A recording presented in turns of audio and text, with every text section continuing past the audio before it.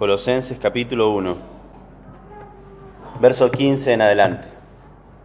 Vamos a orar al Señor y vamos a comenzar. Padre, te rogamos de que tú nos enseñes a través de tu palabra. Te rogamos, Señor, de que tú nos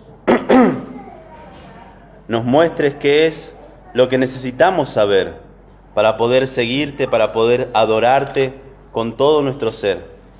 Y Padre, ahora al ver este pasaje en Colosenses, que puedas develar a tu Hijo Jesucristo con toda su gloria, como fue tu intención en ese momento, para que podamos maravillarnos ante Él como creador de todo, cabeza de su iglesia y conquistador de todas las cosas.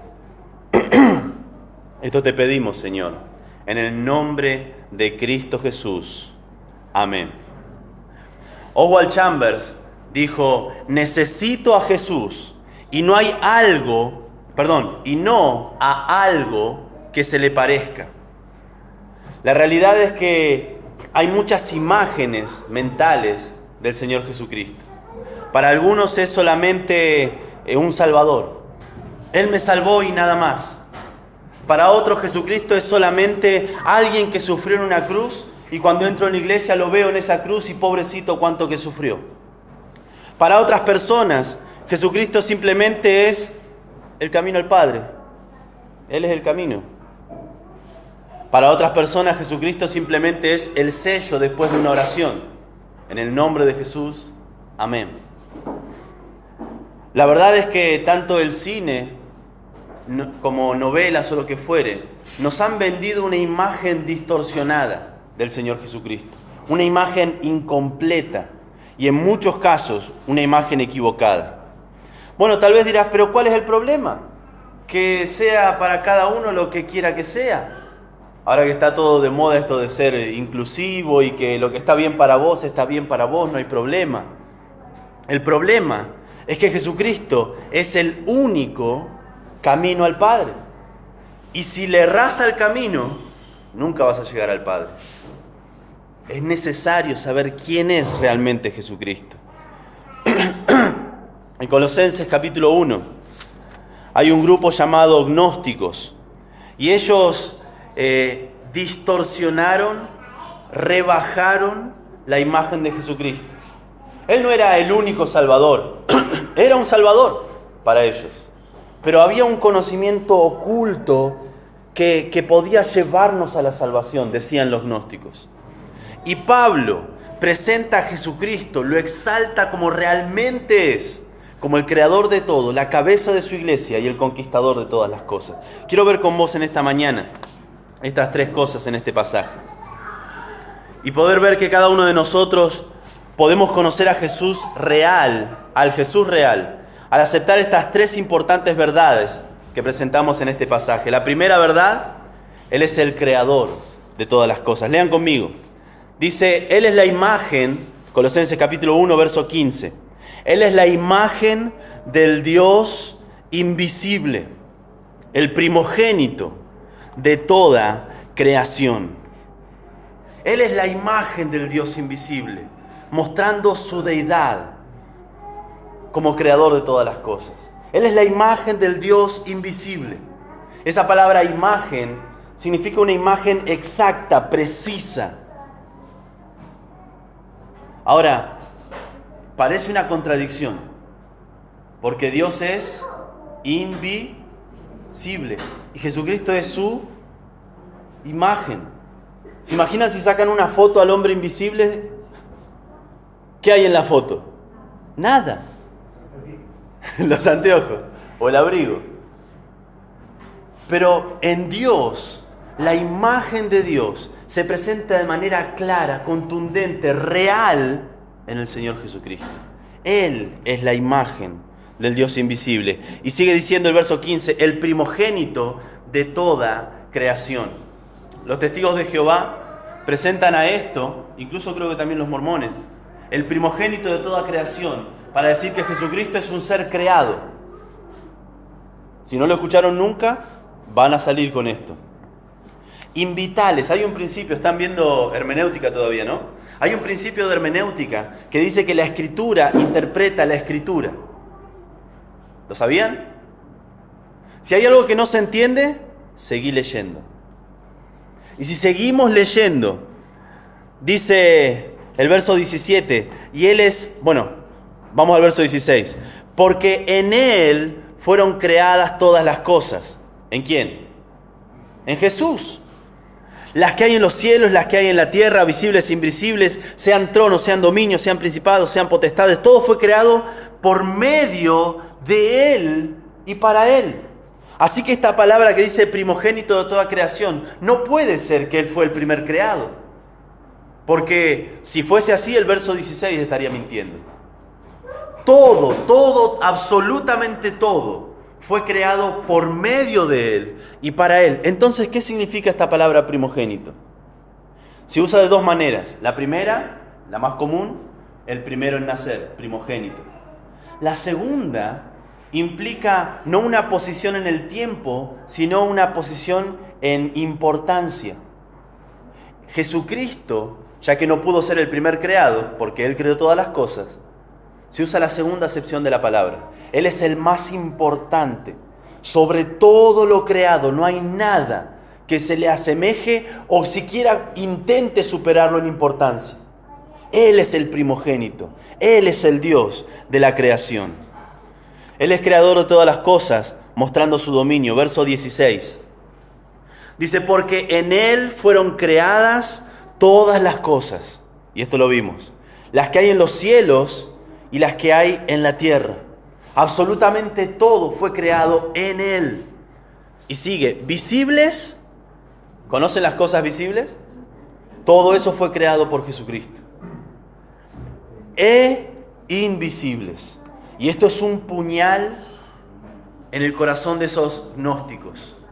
Porque ellos decían que había un conocimiento oculto, habían emanaciones de Dios que no eran Dios, sino que provenían de Dios como espíritus, y ellos podían tener conocimiento a través de esos espíritus. Es más, llegaron a decir que Jesucristo era una emanación de Dios. No era Dios, era como un espíritu que salió de Dios. Totalmente equivocados. Y Pablo los refuta diciendo, sean visibles o invisibles. Y sigue diciendo un detalle, sean tronos, sean dominios, sean principados, sean potestades, diferentes escalafones dentro del reino invisible, no importa dónde esté, todo, dice el verso 16, fue creado por medio de Él y para Él. Él domina sobre su creación. Él creó todas las cosas. No, pero hay cosas que tal vez Él no creó. La palabra de Dios lo dice. Todo fue creado por medio de Él y todo fue creado para Él. Y por último, creador de todas las cosas mostrando su diseño. Verso 17. Dice, y Él, Jesucristo, es antes de todas las cosas. Ese lugar es la eternidad. Él es antes de todas las cosas. Antes de que Génesis capítulo 1, verso 1 se pronunciase, Jesucristo ya era. Él ya estaba en la eternidad. Él es antes de todas las cosas. Y todas las cosas en Él subsisten. Es interesante la palabra subsisten. En inglés, la traducción es se mantienen juntas. Entonces yo fui al diccionario en griego a ver qué significa. Y significa se mantienen juntas. En Él todas las cosas se mantienen juntas. Esa es la idea, eso es lo que significa subsisten. Y es impresionante. Él como diseñador, dejando rastros para su creación. Quiero leerles un artículo que nos deja ver cómo Él diseñó todo, para que todo se mantenga unida por Él. Este artículo fue escrito por un conferencista llamado Louis Giglio. Y dice así. Dice, así es como... acá está. Así es como Wikipedia define a la laminina. Él presentó algo llamado laminina. Son una familia de proteínas que son una parte integral del andamiaje estructural de las membranas basales en casi todos los tejidos animales. Es decir, es lo que une, es como el hierro en el concreto, es lo que mantiene junto y une toda la estructura de los tejidos, sean animales o nuestros también. Las lamininas no solo nos mantienen juntos, las lamininas son lo que nos mantiene juntos. Y ahora voy a leer literalmente. Son moléculas de adhesión celular, son lo que mantienen una célula de nuestro cuerpo en la siguiente célula. Sin ellos, sin la laminina, literalmente nos desmoronaríamos. Es el pegamento que nos mantiene unidos.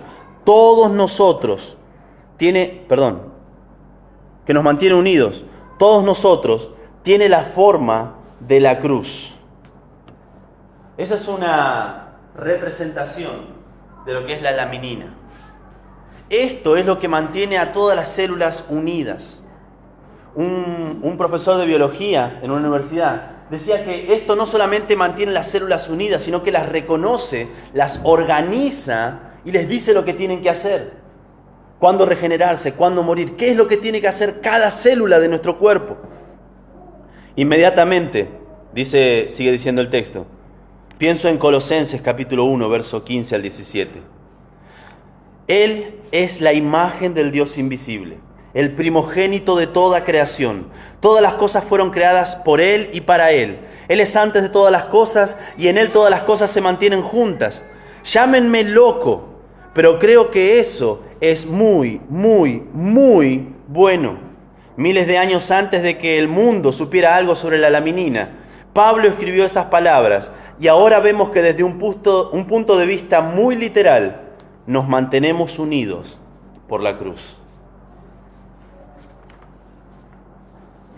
Yo seguí investigando sobre esta laminina.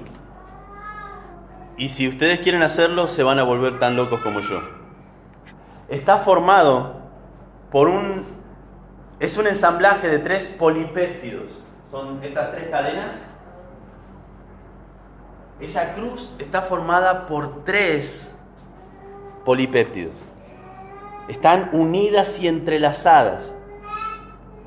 ¿No les parece un guiño de parte de Dios para los biólogos? Una trinidad formando esta cadena. Y sigue hablando y yo no puedo seguir toda la mañana con esto. Pero es impresionante cómo Dios dejó su sello para que lo podamos descubrir muchos, muchos años después de que Él lo hizo.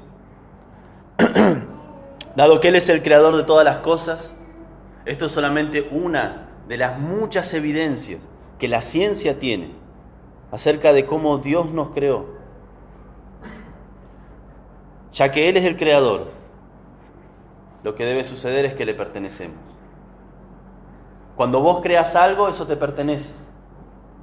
Cuando Él creó todas las cosas le pertenecen. Y eso incluye tu vida. Eso incluye tu voluntad. Él es tu dueño. A Él le pertenecemos porque Él nos creó.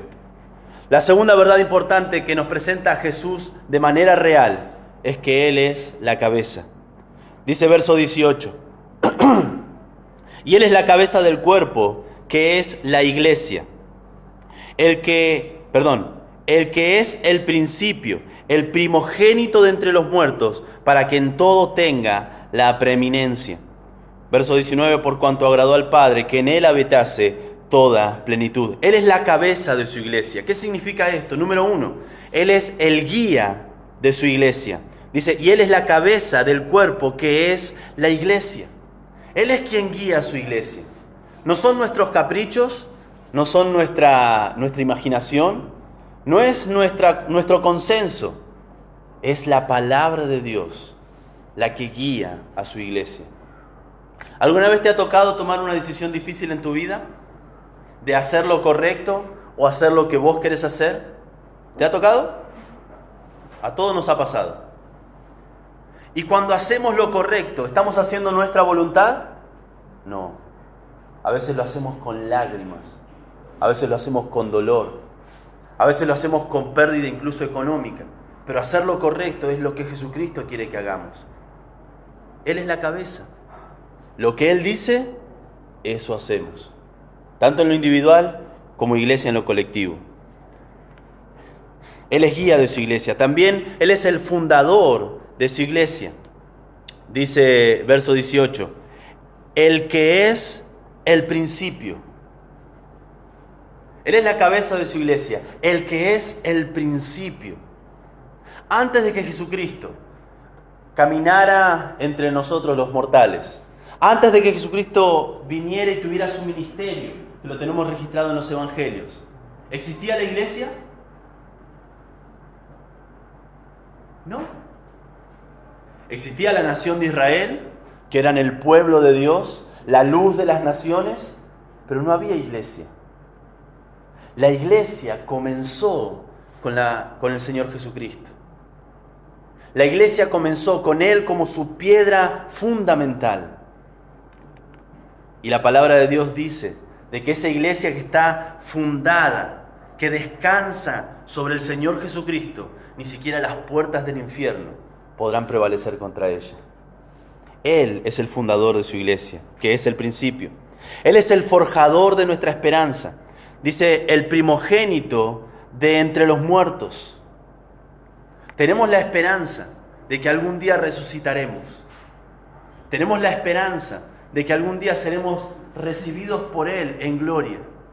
Vaya conmigo, por favor, a Efesios.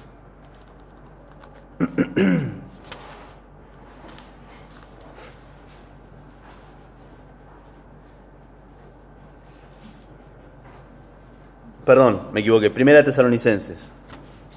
Estaba pensando en otra cosa. Primera Tesalonicenses.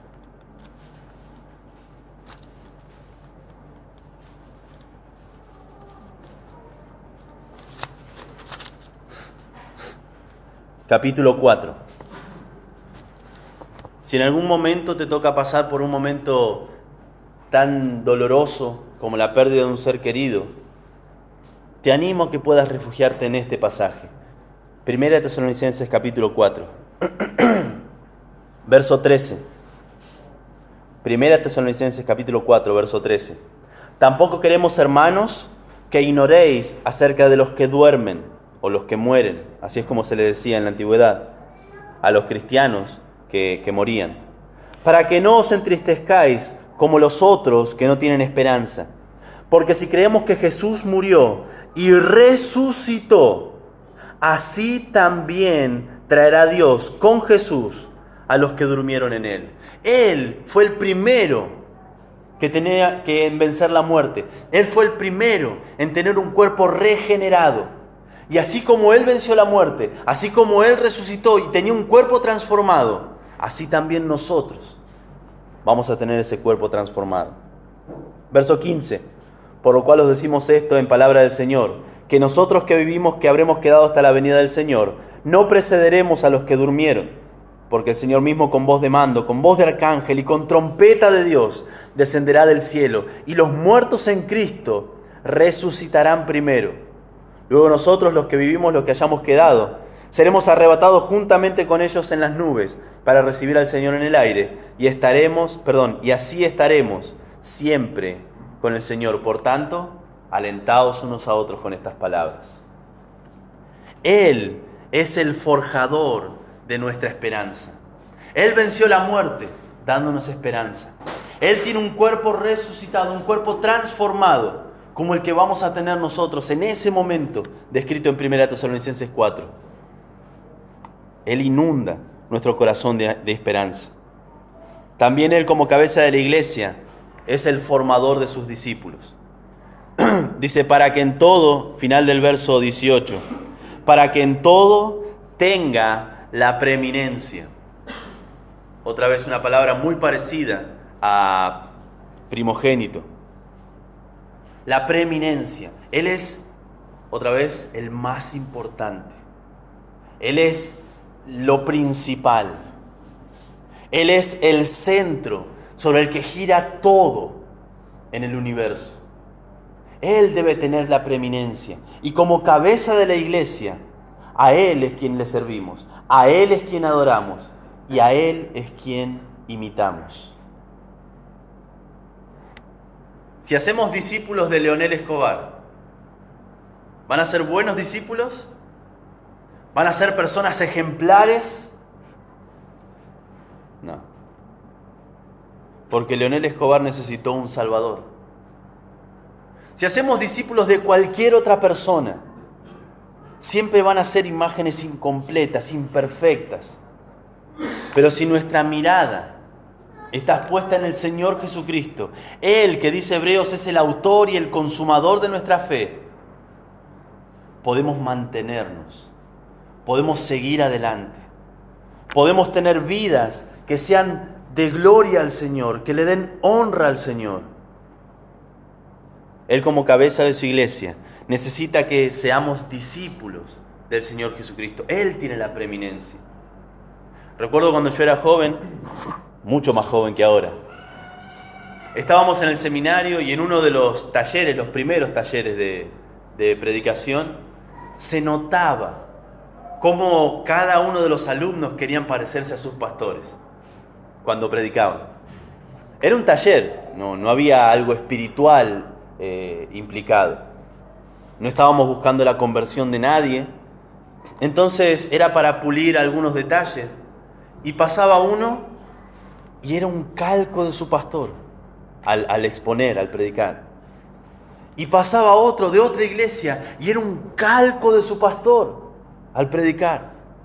Recuerdo que había uno que su pastor era muy efusivo de hablar mucho y de gritar y él estaba por un lado diciendo, sí, esto tenemos que hacer y aquello tenemos que dejar.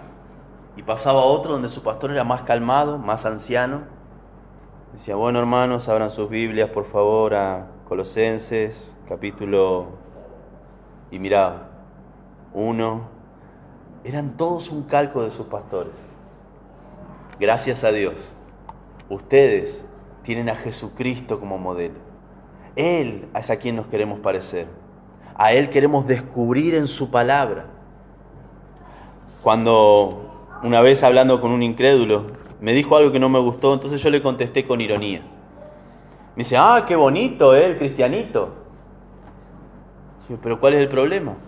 ¿Y cómo vas a ser irónico conmigo? El Señor Jesucristo usaba ironía. Como Él no sabía nada de la Biblia, se cayó. Pero el Señor Jesucristo necesitamos conocerlo, saber cómo Él contestaba cuando venían a burlarse, saber a quién Él le daba importancia para hablar y a quienes ignoraba completamente. Necesitamos conocer al Señor Jesucristo, porque a Él nos queremos parecer. También Él, como cabeza de la iglesia, nos muestra que es el diseño divino de que Jesucristo sea adorado. Dice el verso 19, por cuanto agradó al Padre que en Él, en Jesucristo, habitase toda plenitud. Los judíos, ya sean ortodoxos o renovados, nos miran mal a nosotros porque adoramos a Jesucristo. Y ellos dicen, no, ustedes adoran a los judíos ortodoxos, a ese que murió en esa cruz, a ese que fue blasfemo.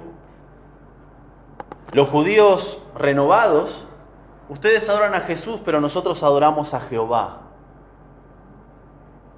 Pero la palabra de Dios nos dice, por cuanto agradó al Padre, a Jehová, que en Jesucristo habitase toda plenitud.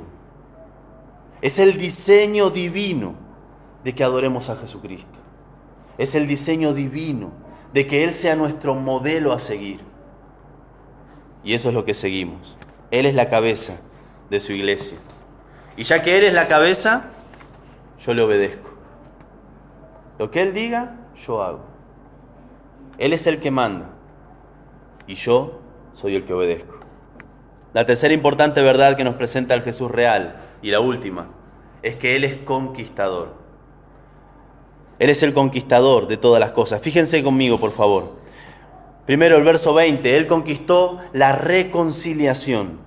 Y por medio de Él, de Jesucristo, reconciliar consigo. Estaba hablando del Padre. El Padre dice, y por medio de Jesucristo, reconciliar consigo, con el Padre, todas las cosas. Él conquistó la reconciliación de todas las cosas con el Padre. Así las que están en la tierra como las que están en los cielos. Perdón, las que están en la tierra como las que están en el cielo. Haciendo la paz mediante la sangre de su cruz. Él conquistó todas las cosas. Él venció la muerte. Él venció el pecado. Él crucificó nuestro historial de pecado en esa cruz. Él conquistó esa reconciliación. No había esperanza, no había manera de que nosotros pudiéramos conquistar esa reconciliación. Pero en Jesucristo, el gran conquistador, tenemos reconciliación con Dios. Número 2, Él conquistó nuestras vidas, verso 21.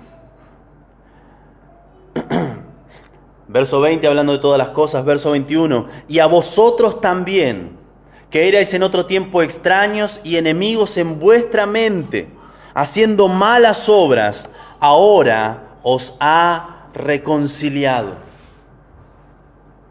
En la conjugación del verbo os ha reconciliado, tiene la idea de que hemos sido reconciliados. Y esos verbos son verbos pasivos. Significa que yo recibo la acción y no hago otra cosa. La reconciliación de mi vida con el Señor vino a través de Jesucristo. Si no queda muy claro, ¿vos moriste en esa cruz? No, Él sí. ¿Vos resucitaste de entre los muertos? No, Él sí. ¿Vos podrías estar a la diestra del Padre intercediendo por los pecadores? No, Él sí. Y yendo aún más allá, ¿vos podrías responder con fe cuando se te presenta el Evangelio? La verdad es que no. La palabra de Dios nos dice que Él, Jesucristo, nos dio vida a nosotros cuando estábamos muertos en nuestros delitos y pecados. Somos salvos por gracia.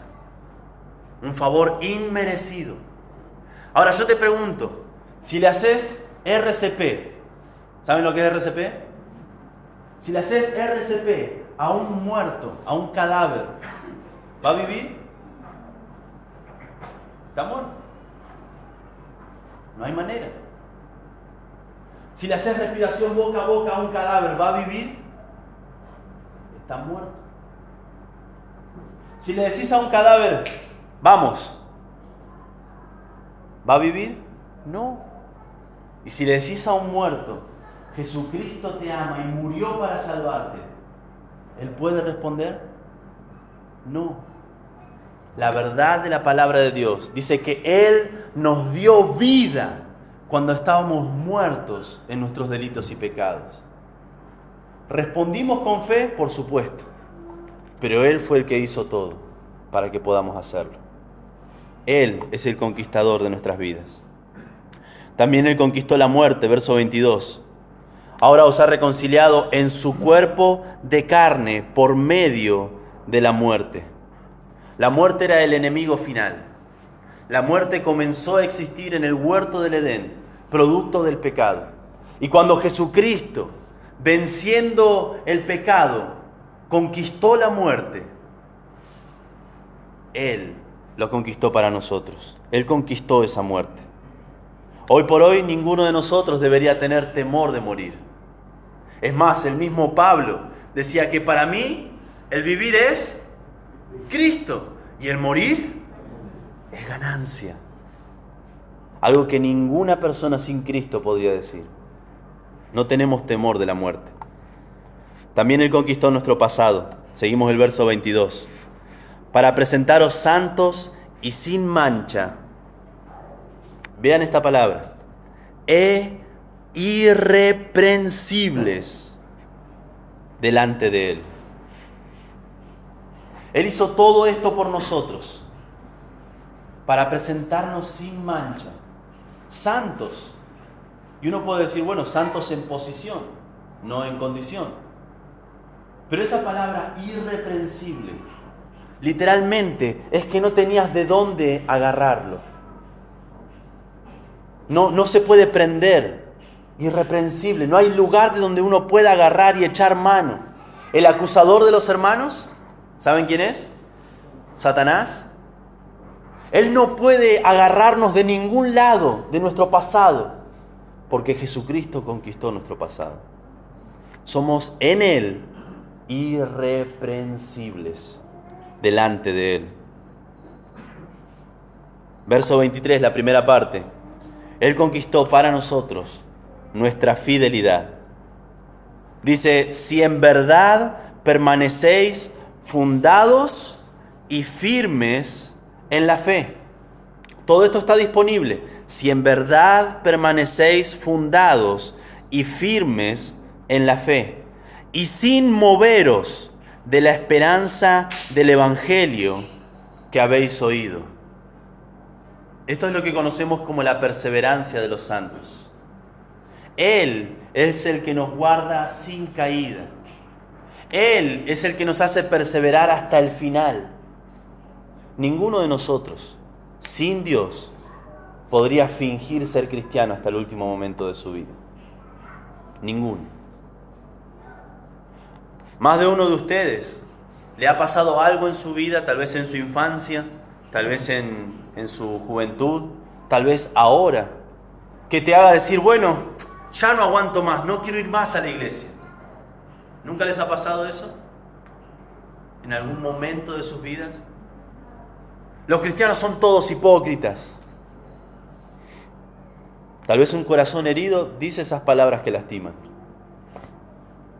Pero seguimos adelante, seguimos con el Señor.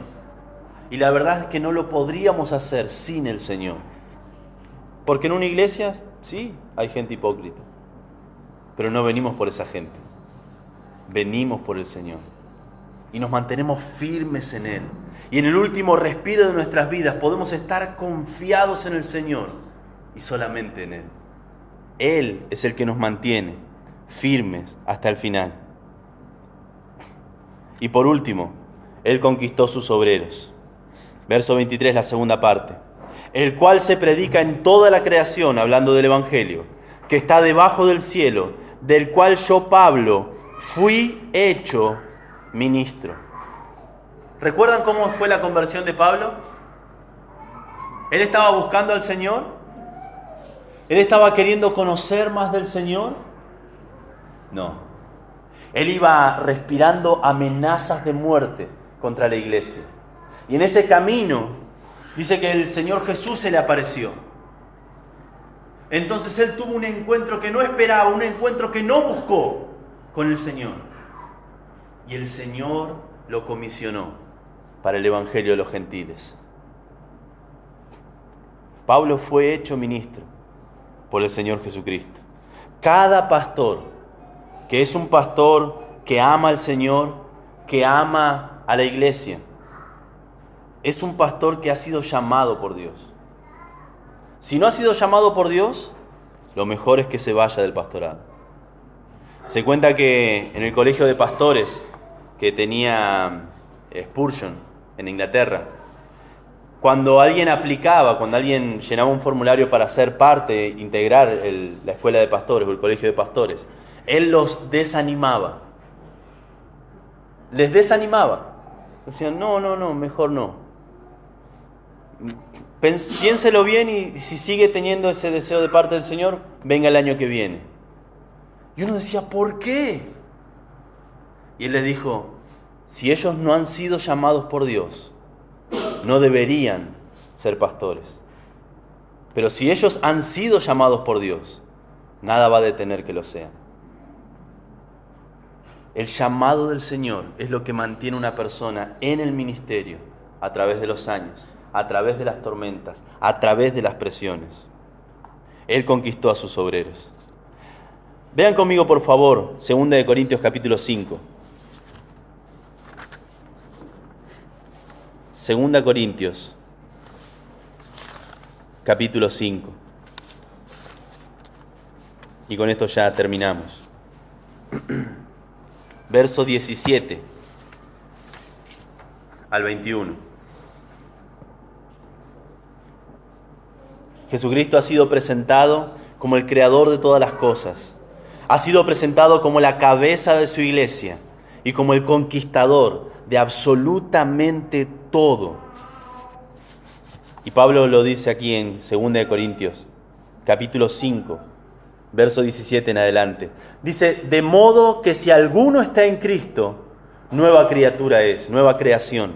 Las cosas viejas pasaron, los hábitos, los pecados, la manera de vivir, todo eso ha pasado. He aquí, todas son hechas nuevas. Y todo esto proviene de Dios, quien nos reconcilió consigo mismo por Cristo y nos dio el ministerio de la reconciliación.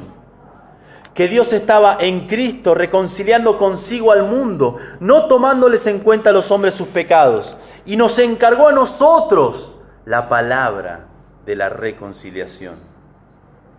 Así que somos embajadores en nombre de Cristo. Como si Dios rogase por medio de nosotros, os rogamos en nombre de Cristo, reconciliaos con Dios. Estas verdades que Él había presentado en Colosas, aquí en Corinto, lo hace decir desde lo profundo de su corazón: reconcíliense con Dios. Ya que Él es el creador de todas las cosas, ya que Él es la cabeza y el conquistador, tenemos que anunciarle a un mundo que se pierde, que se reconcilien con Dios.